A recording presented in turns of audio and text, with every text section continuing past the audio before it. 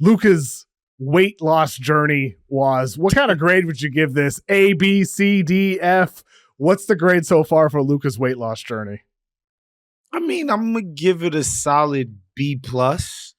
It's not just the weight, like, because losing weight is one thing, but it has to be functional, right? Like, are you quicker? Are you, more fresh? Are you putting less pressure on your body in terms of your joints and your muscles, and your lower extremities? Like, that's what the weight loss is for. It's not just this cosmetic thing or just this idea he's quote unquote taking care of his body. It's like what it actually means for his performance. And I think he does look, quicker than he was. Albeit I don't know that he's back to being sort of the 2021 version of himself, but I think, you can't say that it's anything but good. It's just, for me, my problem with Luka in the more recent past, in terms of his performance in the finals against Boston or even the previous playoff performance, is that he just felt like, he's not the guy that was constantly beating guys off the dribble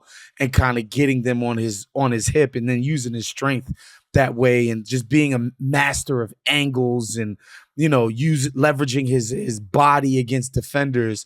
It's been more of a not dribbling by guys and settling for the step back. And so I was hoping that the weight loss would bring some of that, more quicker on the ball juice that we saw previously in Luka Doncic's career. And I think some of that is back, to be sure. I just don't know that it's all the way back to the degree that I would have hoped.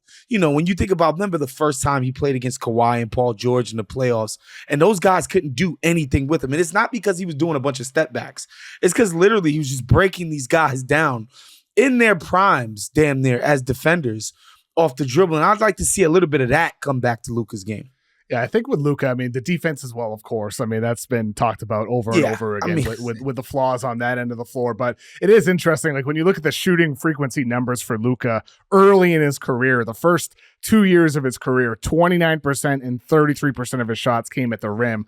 Last season, that was down to 15%. The year before that was 18%. And so taking more mid-range, taking a bit more three-pointers as well, to your point about settling for some of the jumpers. And I think with Luka, obviously, he's still a dominant player. He's also become a better three-point shooter, more efficient on those shots later in his career. So it's more forgivable when he's taking those. But to your point, getting to the basket, those are the highest efficiency shots in basketball. So if he's able to get even more of those, he could be even better. To me, I think a B plus is a perfectly fair grade for what we've seen so far this offseason. Before he had it doesn't seem like the knee contusion he had is any issue. He practiced on Monday. He's supposed to play on Tuesday for Slovenia. He had 26, 5 and 5 in the first half before he got knocked out. He did look nimble. He looks quick. That's what we want. That's what we want. And to me, it's about how do you sustain it over the course of the long season. That's, to me, the big question. So, it's that part. And I think there's just a lack of appreciation, I think, for balance. Like, we understand that we live in the 3-point revolution, and I was talking to a mutual friend of ours about this, when the Celtics went down against the Knicks. Yes, if you believe that 3-point shooting is good, like the Celtics are like the paragon of like, this is what wins modern basketball, blah, blah, blah. I don't think that has to be untrue in order to also feel like they just played a very unbalanced style of basketball. Like, it was just straight up too predictable that these guys were going to just fire off the very first available three, even while up 18 and against a team that they're clearly better than.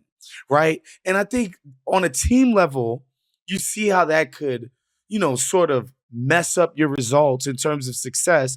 But on an individual level, I think it's the same thing. Like, the hardest things to defend are those that are unpredictable. And if Luka Doncic can become more diversified in his attack, thereby being more unpredictable, making defenses more unbalanced and like, oh, shoot, what do we do? Like, is this guy going to bully us and take us to the rack?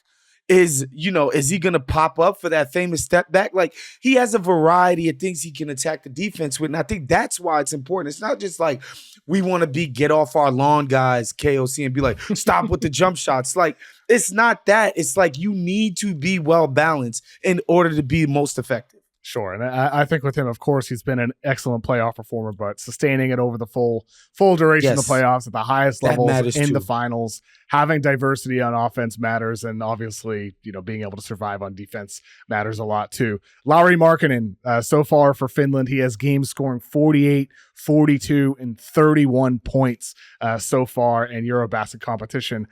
Give me a grade, Waz, for Utah's decision to keep Lauri Markkanen amidst everything else they've done this offseason, losing a lot of veterans, bringing in some younger guys. They look like they're tanking, but they're keeping Lauri Markkanen. Give me a grade for that decision from the Jazz perspective.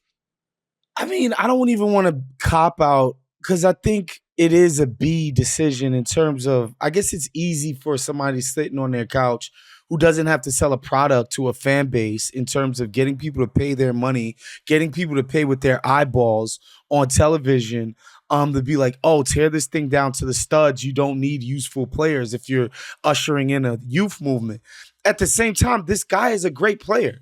Like the idea that you wouldn't want this guy next to your young guys who you're trying to rebuild around, I'm actually a believer that there should be a base level of competency even as you're rebuilding. This idea that you hand out, playing time to young guys as if it's like candy at Halloween, KOC, where it's just like everybody gets to play. No, you should have to earn your playing time. And the only way to actually do that is to surround the young guys with competence, thereby making them have to compete for their playing time. And I think keeping Lauri Markkanen around is justifiable for that alone. Like, I don't know why a bunch of young guys should have to come into a situation where there's no culture, no professionalism, nobody who's competent, nobody who's pushing them, and they're just sort of handed the keys to the franchise, and it's sort of like just keep failing and nobody will ever care.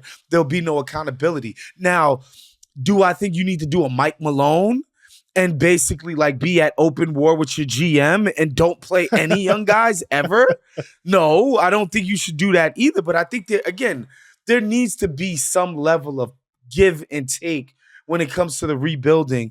And I think Lauri Markkanen, especially because he's not this like ball dominant guy, he's a an elevator. He's going to elevate everything around a dude who is more ball dominant because he's so effective in his shooting and his cutting, and he can take advantage of mismatches, and he's just such a smart player, plays his ass off. I'm not mad at the Jazz for not being like, yo, let's just get rid of every single competent player we've ever had so we could fully usher in the youth movement. Now, the way that they were doing it before, where they were getting too cute about their quote unquote assets and making, good the perfect, the enemy of perfect, and trying to execute the perfect trade on every single guy on their roster, I thought that was a mistake too. And I think they probably stayed better than they should have, longer than they should have.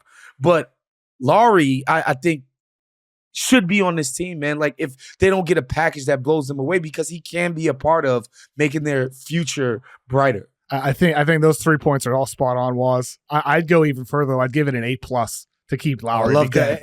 And the reason being is everything you said about the youth aspect. Like, you have some stability, you have some vets mixed in there. It creates a better culture for development for the long term, for your future, for guys like Ace Bailey and Walter Clayton, these rookies coming in, helping them come along. But also, the fact is he came off a not so good season, injury riddled, production was down, efficiency was down. So if you're the Jazz, you're telling me after holding him in such high regard, unwilling to trade him last summer after one of the best seasons of his career, then you're going to sell low? I don't think so. I think you get a bank on Lauri having a bounce back year, and maybe he's so great that either you are like, you know what, we'll keep him and he can be part of our future too, or another team is like, we have to have Lauri Markkanen in order to have a chance to win the NBA Finals. And that team goes over the top, 4 or 5 first-round draft picks, young guy, whatever it is, because they perceive Lauri as the missing piece for their title chances. So for the Jazz, to me, like, this is by far the best thing they could have done this summer. And obviously, It's just, August basketball right now. But 48 points, 42 points, 31 points. He looks like this is a high dominant level of competition. Yes, I don't think it's something that you can just poo-poo. Like I think like you can be sort of dismissive of the Euros if you want, but these are high level, professional players, like highly competitive environments. These dudes take this stuff deadly serious in terms of playing for their national teams. And so in that level of competition, for him to be playing the way that he is, I think it's a great thing. I don't think this is something you can just brush off as insignificant. I totally agree with you. And I think it'll be exciting to see how Ace Bailey develops in the situation next to Lauri in that front court. So I think the Utah is going to be fun to watch. Like one of those like bad teams that are fun to watch in the Western Conference.